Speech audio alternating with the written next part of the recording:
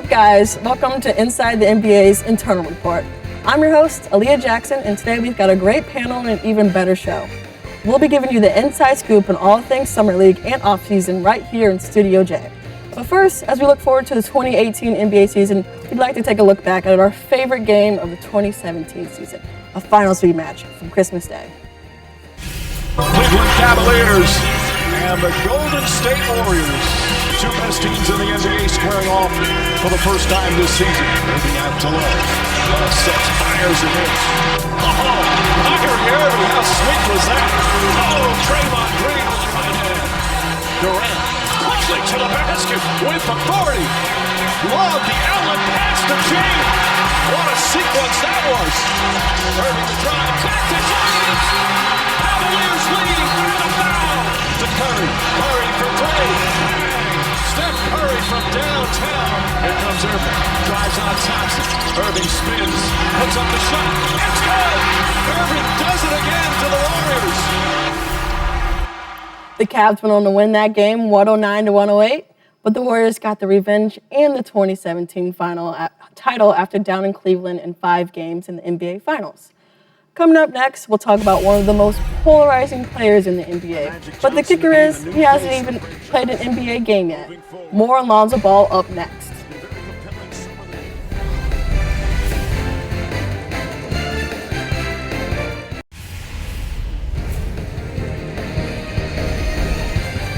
Welcome back. I'm Aliyyah. I'm here with my good buddies, Ben, Nigel, Rodney, and Matt. Summer League is a chance for rookies to show their new teams what they can do off the college court. Matt, with Summer League over, who stood out to you? Well, I think any discussion of Summer League has to start out with the Summer League MVP, Lonzo Ball.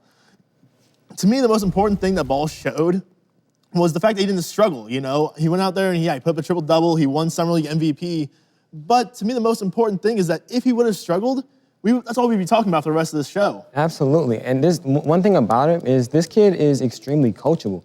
I mean, like his defense is incredible. I've never actually seen somebody like him actually attack the rim he does, utilize his teammates. I think, honestly, this kid has the potential to probably be the next face of the Los Angeles Lakers. Yeah, Matt, you made the point. He did not struggle. He actually played quite well. He had put up a couple of triple-doubles. But to me, even more so than the stats, I was impressed with just the intangibles he showed, because a lot of the time those stats from Summer League don't necessarily carry over to the NBA game. But he showed an excellent feel for the game, how to play, moved the ball, got all of his teammates involved, and he showed that, you know, with the system Luke Walton wants to play in Los Angeles, Ball showed that he's a great fit for that system and he's worthy of that number 2 pick. Absolutely. Right. You talk about Luke Walton not having that point guard in the system. Lonzo Ball is his ideal fit, you know, floor general, and also, too, I think he has the potential to make his teammates a lot better. He has that calm demeanor and didn't show any type of chaos during Summer League. Yeah. I think Lonzo really did take control of Summer League this summer, but another person who stood out was his teammate, Kyle Kuzma.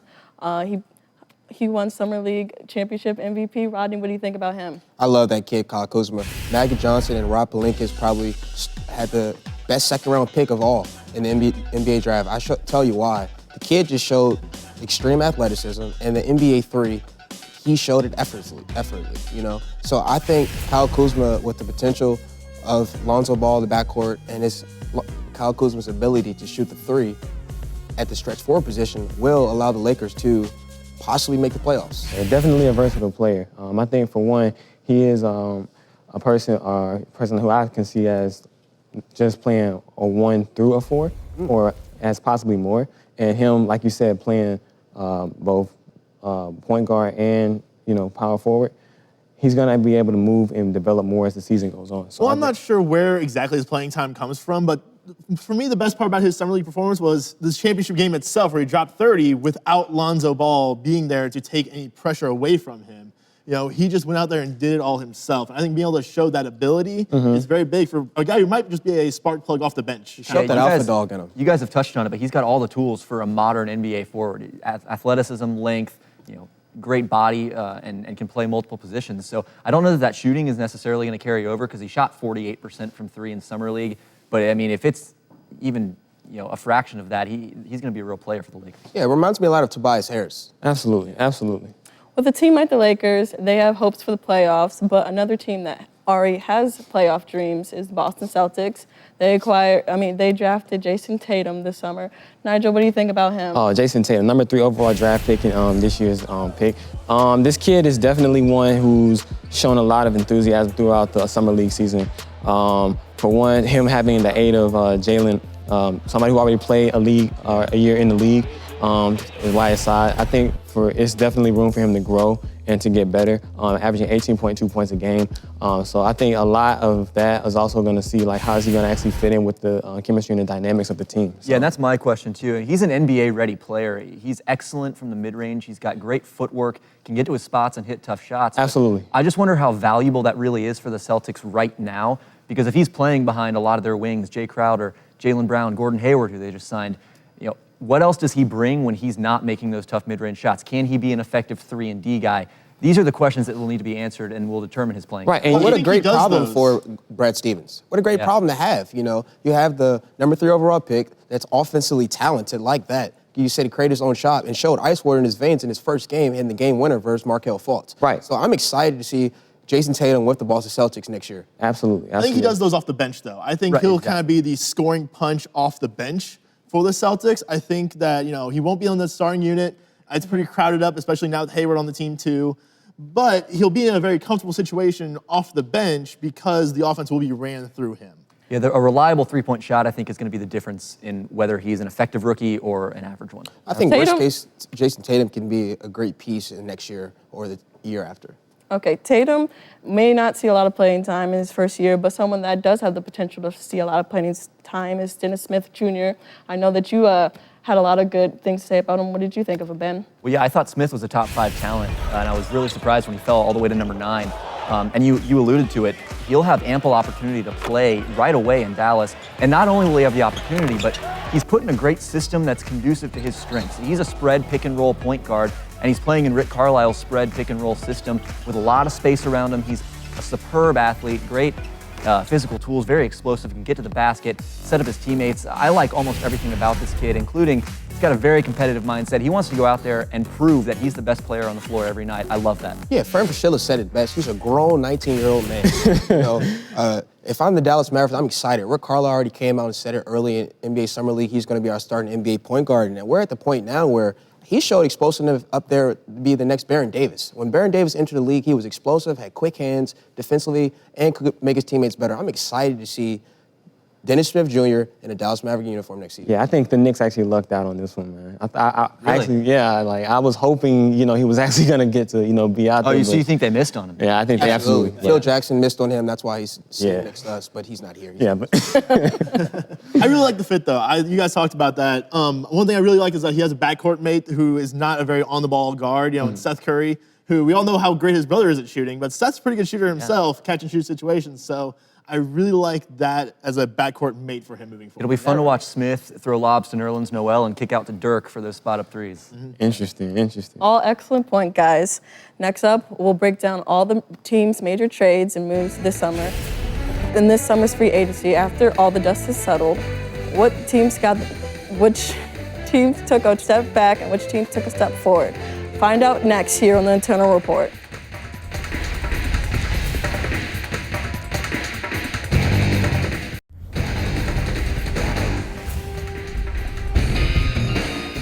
Welcome back. This summer has seen superstars make some big moves this offseason, shaking up NBA rosters and keeping this offseason interesting. One of the bigger moves this season was Gordon Hayward signing a 4-year max contract with the Boston Celtics.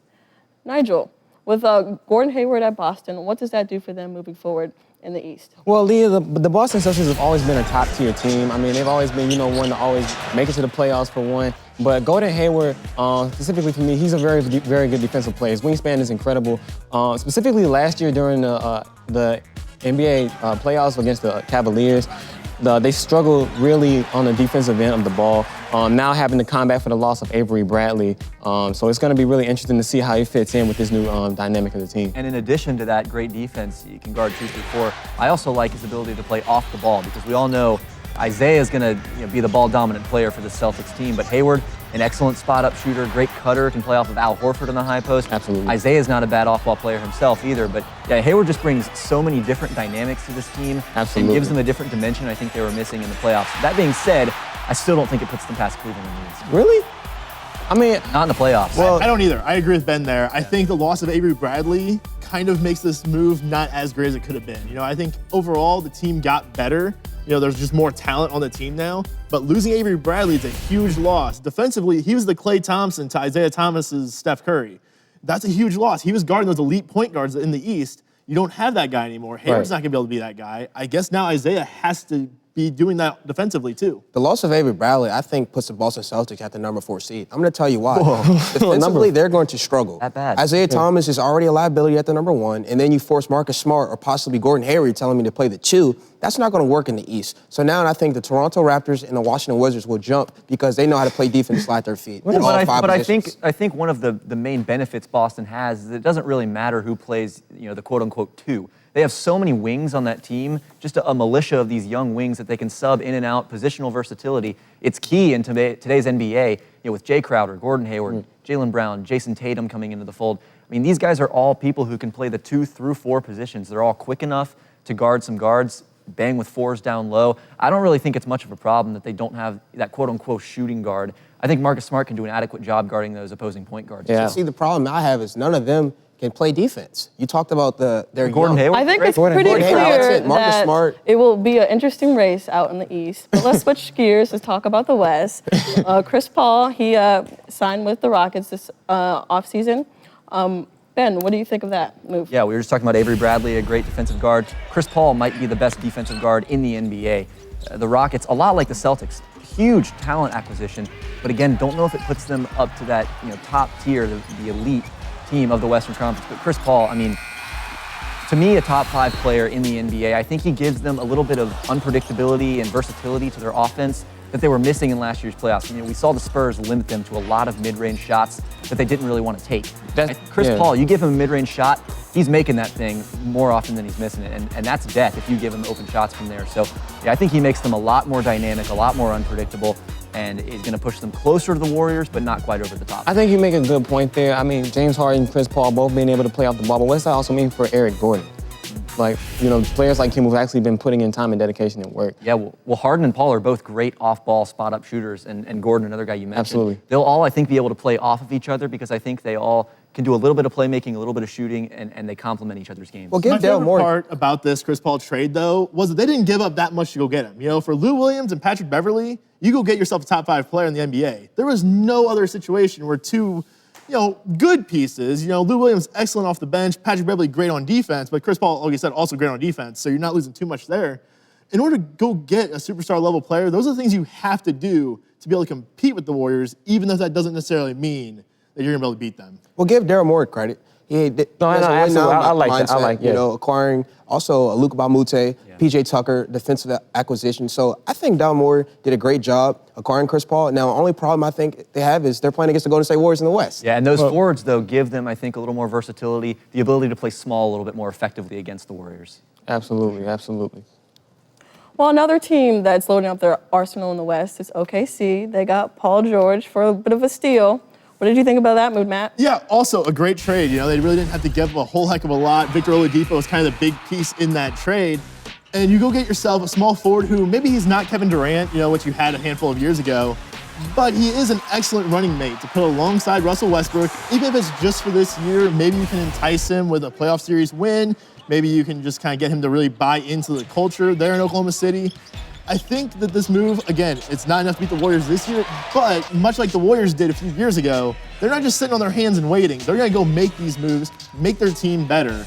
And, hey, they might very well be able to compete out there in the West. I think that's a good point you bring up, Matt, because like you said, they may not necessarily be good enough to beat the Golden State Warriors. Not this year. But, well, maybe not this year. But it does put them in a more competitive position, especially with Russell Westbrook and Paul George. I feel like that chemistry right there, that could actually be a powerful composition for the West, at least in general. So Well, if I'm Oklahoma City fans, I'm very disappointed in you guys right now. Why not? Why not? Oklahoma City Thunder been in a win-now moment. You have don't have enough Russell Westbrook and Paul George is enough talent with a already young nucleus. Andre Roberson and those guys, one of the elite defenders. Kyle Singler. You know, I still think the Oklahoma City Thunder will make some noise come playoffs time. They'll Absolutely. make noise. They'll but make- they're, yeah. but they're not better than the Warriors. No, they're not better than the Warriors, but they will. They might have a puncher's chance, and I actually think that they're best suited of all the teams in the Western Conference to defend the Warriors. I think they match up the best of Defensively, any right? of those elite Western Conference teams. But you look at George; he's an ideal second option for Russell Westbrook. Absolutely. An elite spot-up player, averaged 1.14 points per possession on spot-ups last season. Can defend the 2 through 4 positions, and with Robertson with the same abilities, you have a lot more defensive potential, a lot more floor spacing on that team than they did last year. And George, you know, the Thunder, their Achilles heel last year was those minutes when Westbrook sat and wasn't on the floor. Now with George, you can stagger those minutes and have an elite offensive player on the floor at all times. Well, remember, the Oklahoma City Thunder averaged 106 points last season without Paul George. So you add a Paul George to that offense. Let's see what they can do. All right. The Thunder aren't the only teams that are making some moves in the West. We also got Minnesota. They got Jimmy Butler this offseason. What does a move like them do for their playoff chances moving forward? I think it gives them an opportunity to win, not a championship, but definitely probably a lower seed, 5, 6, 7 in the West. You have a already young nucleus, a talented 2-guard Andrew Wiggins, and then one of the best premier big men in the NBA, Karl Anthony Towns, with the Jimmy bucket you said. I think it gives them an opportunity to win. Now, Tom Thibodeau, the coach, he has his nucleus back. You know, Taj Gibson, they're reunited. So let's see what Minnesota can do. yeah. Yeah, I really like Minnesota's team. They were a team last year I thought really were primed to take a step forward with some of those young pieces. You got Cat and Wiggins especially. But again, it kind of is just a shame that with Houston, Minnesota, and Oklahoma City, I just don't think it's enough to really get the job done when it comes time to go play the Golden State Why Warriors. not? You have Speaking of the Golden State Warriors, it seems like they're the benchmark in which we always compare teams. And that kind of raises like a bigger discussion on parity in the NBA. What do teams have to do to compete with the Golden State Warriors, or can they? their best. Their best thing to do is, like Charles Barkley said, pray and say Jesus, you know, because you have a Steph Curry, you have a Draymond Green, you have a Klay Thompson already. And, you know, you acquire, like you said, at the mid-level exception, a Nick Young, Omar Cassavy. What else do they need to do? Oh, and by the way, Kevin Durant. And Kevin Durant, I'm I mean, sorry. like, I'm sorry. let's take also into effect that most of these players on Golden State are really not in their prime yet. Like, I think Well, honestly, I think they're all kind of mid-prime, Yeah, late 20s. Look, you look at how this team is built, though. This team was not built to be a dynasty at the moment. You know, this team was built through the draft. They drafted Klay. They drafted Draymond. Give they Bob drafted Myers Steph credit. Curry. Then they brought in an a good veteran in Iguodala. Okay. Then they bring in that final piece after they already won a title. After they they brought won in a Kevin title. Durant. Well, Rodney, I think you answered your own question. I mean, you keep asking with all these teams, why not? Why can't they beat the Warriors? You just addressed it. I mean, they have Steph Curry, Kevin Durant, in some order, the second and third best players in the NBA. They got richer this offseason by acquiring the rights to Jordan Bell, signing Cassavy at the minimum, Nick Young at the mid-level. Iguodala's back, Livingston's back. They bring back this entire core. By the way, they retained Steph Curry on the biggest contract in NBA history. I mean, these guys are going to continue to be good for at least another 2 or 3 more years, and they're going to get expensive. But you know, one of the benefits of playing out there in the Bay Area is this team's going to be printing money once they move into that new arena. They're going to be able to afford that team and keep it together for a long time. Well, like Matt said, you know, give Bob Myers credit, but if I'm an NBA team in the West, I'm looking at the Golden State Warriors, how they got to where they're at. Let's build to the draft. Let's sign mid-level exception free agents that can contribute for the season. Well, Let's it's a not lot- pout I think about it. it's a lot of luck Because the as Warriors are, while the NBA West teams are pouting, the Warriors are all thing they're doing is winning. I think there's a lot of luck involved as well, from Curry's ankles to the cap spike that allowed Durant to sign. There's just a lot of fluky things that went into that. And I think, the cap point. spike was a fluke. Steph Curry's ankles, signing that 4-year, $44 million contract was a fluke. Good not done points, great. all. Everybody, good points. But in the midst of all this free agent frenzy, which players improve their stock for the upcoming fantasy draft? Stay tuned to hear more about our fantasy update with Matt and Rodney.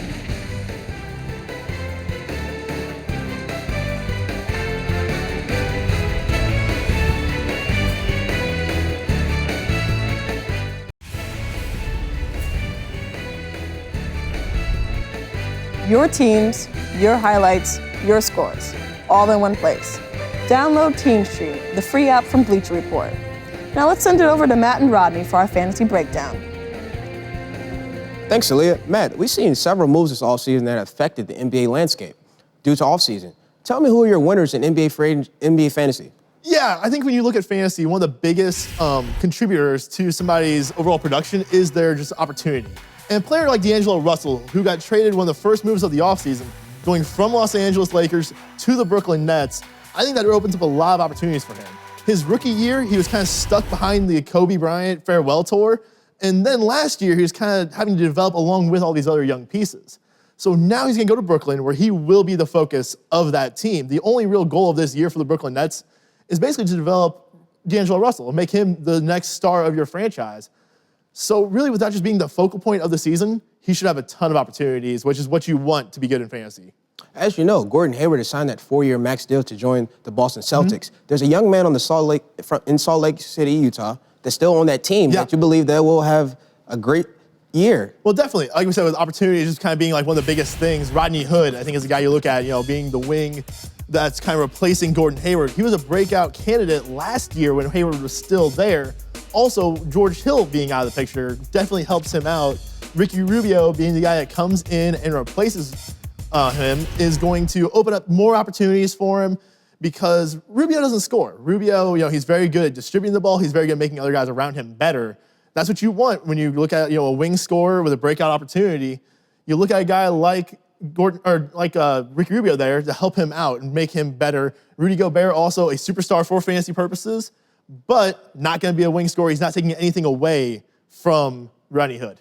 Now, Gordon Hayward is with the Boston Celtics. Isaiah Thomas, does his production slip? I think so. I think you look at a guy like Isaiah Thomas, who's very much on the ball last season. You see it there. He had career highs pretty much across the board, especially in scoring.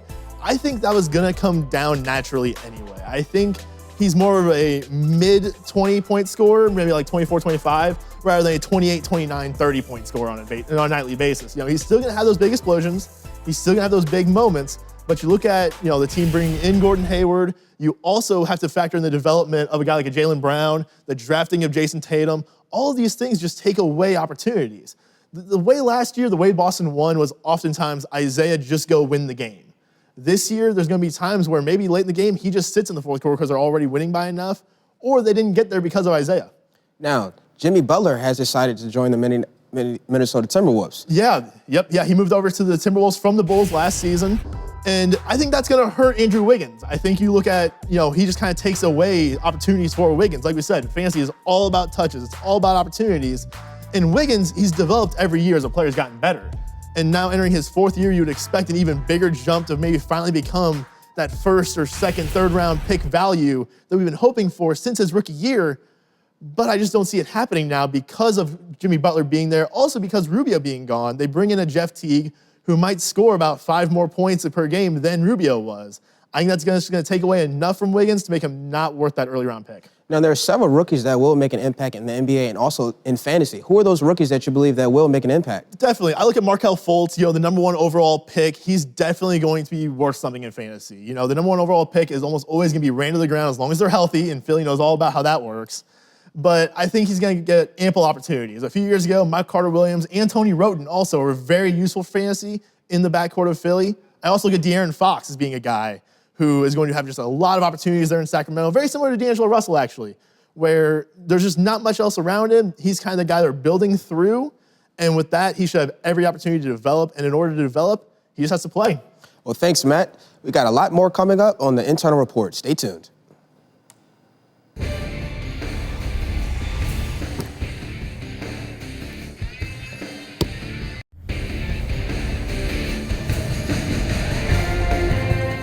One of the best parts of the offseason is, of course, some of the social media reactions. From roast to memes, we've got it all here right now.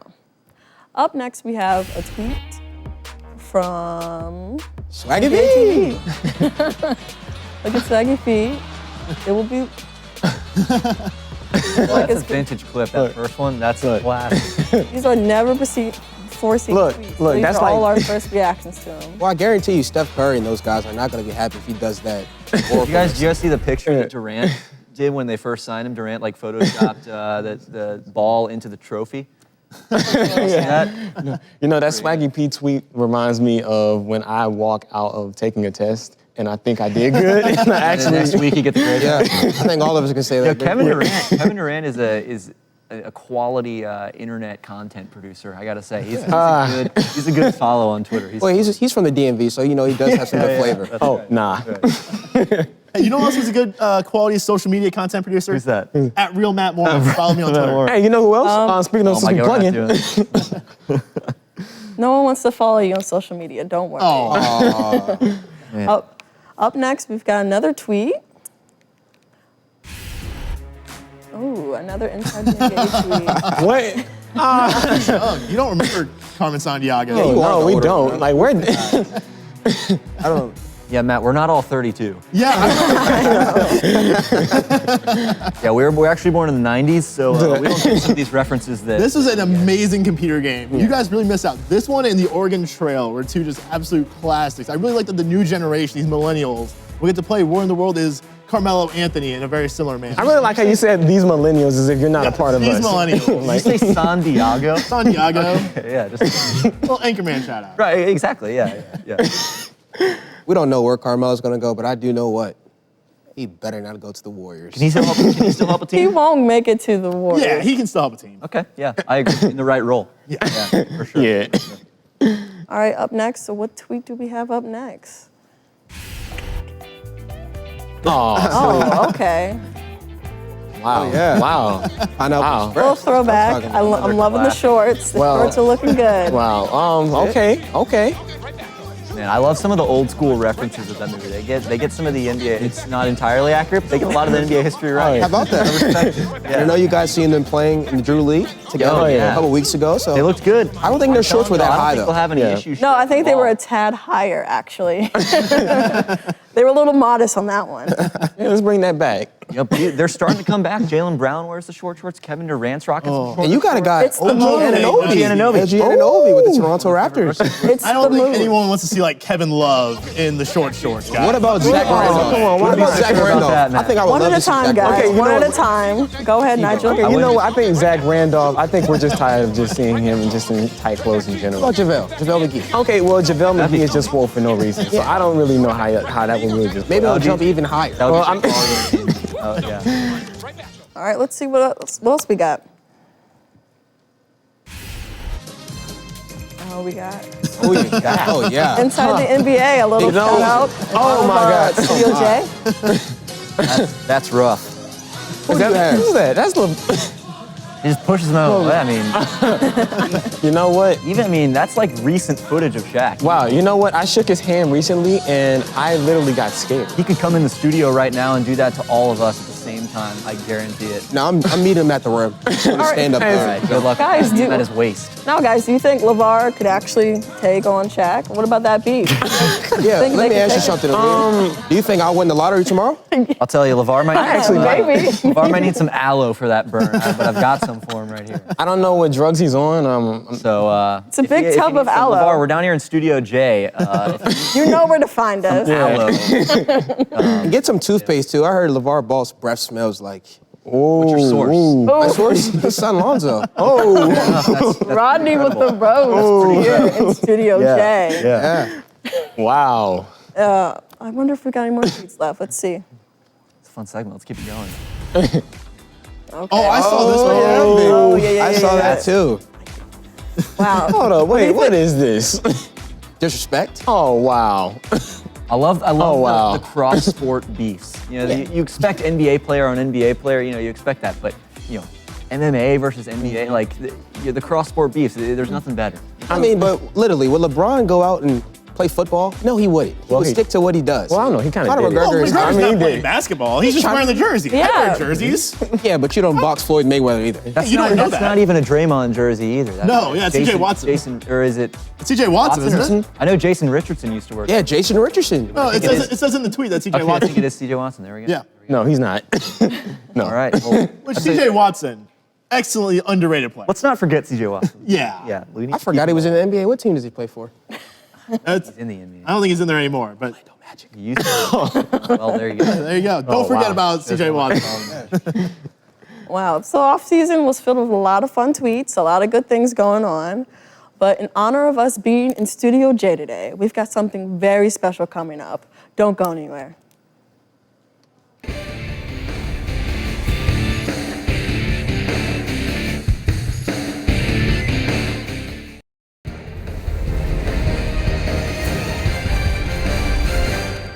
Ernie Johnson is an iconic part of Inside the NBA. In honor of him, we'd like to dedicate our last segment to him, to the legendary EJ. Without further ado, it's that time for... It's time for EJ's Neato Stat of the Night. Presented by No. Tonight we have a very special edition of EJ's Neato Stat of the Night, as our analysts will try and answer a riveting piece of NBA trivia. These guys have not seen the question, so they've not been able to look up the answer because that'd be cheating. Oh, right. I don't want any cheaters. Of course. So Of course not. the question I pose to you, amid all of the LeVar Ball, Lonzo Ball hype, I want you guys to guess, in the first week, how many pairs of sneakers did the big baller brand sell? Wow. Guess what? What is this? And I've got a Neato prize for whoever. Fancy. Surprise. Oh, What about well, I have to get it I'm right. gonna go with. However, whoever can correctly answer will get this this excellent shirt. Look at mine. I'm not gonna, don't look Looks a at little mine. small. Yeah. I don't know how many. Hold on, I want of us can it. fit It's into that. vintage. It looks says- vintage. Back says win or go home, Hey, I want it. It's vintage. and it That's is mine. an adult medium. I have a question. I hope is you all th- wear adult mediums. Is this like Price is Right rules where if you go over, you're out? No, whoever's closest. Okay, so straight up. bidding $1 is not effective here. Okay. You're not bidding any money. You're just Okay. guessing a number. Okay. A number of shoes. A number that's on the numeric Just scale. any number. right? Okay. Number of Infinity. shoes, No, Oh, a from number neck- off okay. the numeric scale. Okay. preferably a letter. All right, I'm Got not it. in the lyrics. Yeah. Everyone have their answers I've locked got in? mine. I do. I want to Good. make sure we all, okay. Aliyyah's gonna go first. We're gonna go down the line. What's the guess? Okay, I got negative Negative 32. No one's gonna buy those shoes. They're awful. They're ugly, and they look like they fall apart. Be that as So- it may, that is not actually the correct answer. So I'm shocked. unless someone I'm guesses shocked. even farther off than that, you're probably not gonna win. But we've got Nigel. And Well, looks like you might have also guessed. Oh my goodness. Well, I kind of said negative 15 because, it's closer to think- 0 because, nobody's gonna buy it. Seriously. You're Like, closer what? than Aaliyah, but that's still not the answer. Really? So Wow, we're, I but thought I we're was getting, close, but I we're thought I getting was warmer. close. Maybe that by the time we get to Matt, we'll have it. Well, guys, let me know if I'm right or not. Oh, wow. 6. 6. Nice and low. I need to change my guess. And I will say, I told you all before the show started that it was not 30 and it was not 50. It's true, you did. To the six But I think that delusional was some guys. But it is psychology. also not 6. Six So delusional that guys. is wrong, but you are closest so far. All right, Wow. hang on here. Oh, he's a We're- cheater. That's not fair. I'm putting up 7. Whoa. I'm going Nope, to 7. that does not count. That is no. So, you're I disqualified. win. Okay, no, you're 7 disqualified. Because, I mean, these guys put up like basically none. No, okay, no. You changed your That's answer. That That's did not get the cheating. declaim reference. Guys. Let Ben follow him on share the Twitter. answer The with cheater. us. Go ahead, Matt the Ben. cheater. We're gonna go with Matt's original guess. Okay, my original guess was 1,200. I guessed this because pretty much every NBA player collects at least 120 shoes. No, Matt, we are talking 1 week. Yeah, it's just understand 1 week. Okay, but I like that you were ambitious. Yes. But This is big baller but in brand. this case, you were over. That's very generous. So the winner. Wait, can I change my answer? No, you can't change your answer. We didn't let Matt change his answer. You can't change your answer, man. What do you think this is? I thought I was cool enough to do that. I didn't change my answer. My name's Stop at being Nigel on like Twitter. Chuck.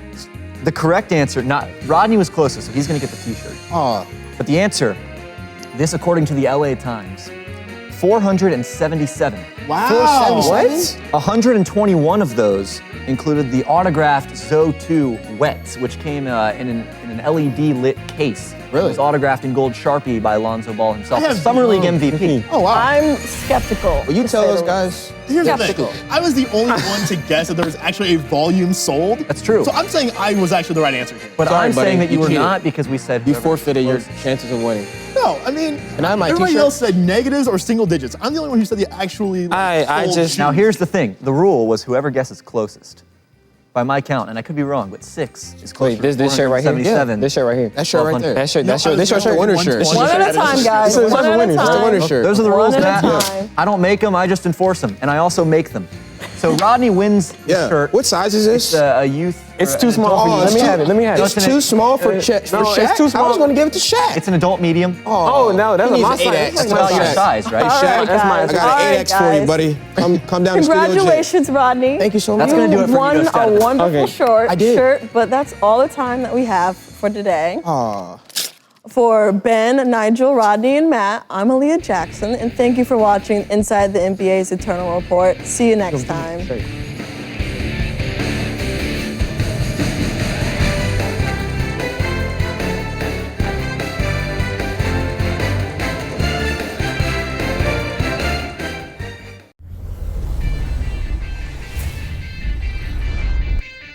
Welcome back to the Internal Report, where we have been talking off-season and summer league all day long. Now we're going to bring back to you and talk to you about our favorite moments from the summer. Matt, why don't you start us off? What was your favorite thing about this summer? Well, I think for me personally, it's kind of a really fun situation in that my boy, Antonius Cleveland from Southeast Missouri State University, made an impact in the summer league with the Portland Trailblazers, and now he went on to go get a contract with the Golden State Warriors. To me, no player from SEMO has ever been in the NBA before. So just having this recognition, I followed him. I got to, do highlights about him, produced all of his games at home the past 2 seasons now.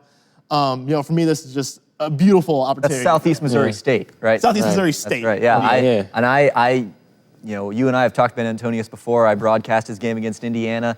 The kid is a high flyer, and he can get to the rack. National dunk contest. A real bucket getter. I like it. And hey, he might even get a ring this year. Yeah. Oh, man. Rodney, what about you? Oh, man, guys, you see the smile on my face. John Wall is back to Washington, D.C. I'm Oh, boy. excited. Staying. The best point Staying guard in the alive. NBA, the National Basketball Association, John Wall is coming back and said it on Undisputed. I'm excited. Well, yeah, I'm excited to see the 5th best point guard in the NBA remain in Washington. You know what? He's a terrific player. He's worth. He's really good. He's absolutely worth building great. around. He's awesome. I actually Yeah. think, on a very serious note, I don't think he's the best point guard in the NBA, but I do think that he is slightly underrated just by the general basketball Absolutely. viewing Yeah. public. Doesn't have quite the flash or the jump shot of maybe an Isaiah Thomas or Kyrie Irving. Right. But I think, in terms of getting the rack, setting up his teammates, distributing, I think he's actually a better player than both those guys. Thank you. He's a good scorer, I too. think the best point guard in the Eastern Conference, probably hands down to me. You're a great man. Everybody, did you hear that? I agree with you. I don't know about that, but. Well, I mean. Who's better? I'm talking about the part where Ben's a great guy. Well, settle down there, Matt. Ben's he's all right. He's all right enough. I mean. Nigel, what about you? What did you love about this offseason so far? Well, I think you guys kind of know what I'm going to say, but my favorite point in this year is definitely going to be Phil Jackson being released from as the EP of the New York Knicks. That, when I got that notification on my phone, I think you were crying. I was crying, actually. I think I was. I felt like it was a birthday present, like a really 6 months late birthday present. But, it finally came. The Knicks still got some time to build, but... Oh, they have a lot of time. Got a lot of time. Yeah, they're Hey, not but- going Hey, fast, but- Patience is a virtue. Okay, but this is how you know I'm loyal, because I'm a Knicks fan. Okay, I won't ever cheat on anybody. So just let it be out. That is a good indicator. I would definitely put that on your dating profile. Loyal Knicks. Hey, hit me up on Tinder, y'all. Ben, what about you? Our basketball guru. What was your No, favorite I part? love following the NBA offseason. From the draft to summer league, free agency, trade season, all this kind of stuff is, at some points, arguably more entertaining than the regular season. I love following it. But I think the most entertaining moment to me, just from an internet perspective, was Klay Thompson going to China and trying to properly exhibit, how to dunk and getting hung on the rim. Yeah. For me, that was just a lot of I remember that moment quite well. I and- remember that. He's such a light skin. Stick to what you're good at, Clay. Shoot the ball. Just shoot the threes. And yeah, the Warriors had a busy summer. Like Kevin Durant, they broke the Guinness World Record for Right. largest basketball camp or whatever it was. Where was it at? I can't remember. It wasn't in Prince George's County, Maryland, where he's from? I don't think it was. Oh. No, but I love following the offseason. I can't. Yeah, it's tough for me to pick one, NBA-related moment out of all of them, just because I love following the drama, players changing teams, the league. It just remains interesting 12 months a year, which I really love. Ben, I'm a lot like you. I love just the drama of the off season, especially the internet memes, when Kyrie announced that he wants to get out of Cleveland. That it broke my heart, but it also led to some good fire tweets, some good memes, a lot of drama. So I love it. I love the drama. I think it's also fun. It's just, I think NBA definitely has one of the more interesting off seasons. They definitely keep, their fans entertained and engaged all year round. So I totally agree, Ben. Speaking of that, I heard Kyrie Irving. I heard he wants to go to the Knicks. Oh, there you go. You play the Knicks again. Oh, man. Since you want to talk about the Knicks, guess what I'm talking about? Oh, man. John Wall. Should I just throw it in Oh, my Cleveland gosh. while these guys are all getting their plugs in? Yeah. Why not just bring it up? Who is he again? Oh, Antonius Cleveland. Oh, man. I remember that name. Well, Right. guys, this is your chance. Any closing remarks that you want to say for your people out back home? This is your chance. Go ahead. Well, I just want to first off start and let's give this crew right here an amazing hand for helping us do this. Yeah. Good job. Hi, Mom. We definitely appreciate it. It's definitely nice to have such an amazing crew to work with in this studio. They've been so helpful and so kind to us. And I think I can speak for all of us when I say we extend our greatest thank you to you all. Thanks for the free snacks. Yeah, and there's some guy I want to shout out, Keith Robinson. Yeah, that guy, Keith. He's all right. He's a little bit better than Ben, right? And didn't he just get married? Just a step above. Why me? Why am I? Why is he not better than Matt? Why is he? Oh, he's better than me too. Don't Why get me am wrong. I the target for all of this ire? I mean, jeez. Yeah, but I heard he got married. Like He did Man, get married. did you guys see his proposal? Like, I didn't see that, but Yeah, he it got says married that. on my birthday, so he's a good guy. oh man, that was amazing. Jesus. Well, guys, I think that's all the time that we have here for the Inside the NBA's internal report. For Ben, Nigel, Rodney, and Matt, I'm Aliyyah Jackson, and thank you for tuning in with us today. See you next time.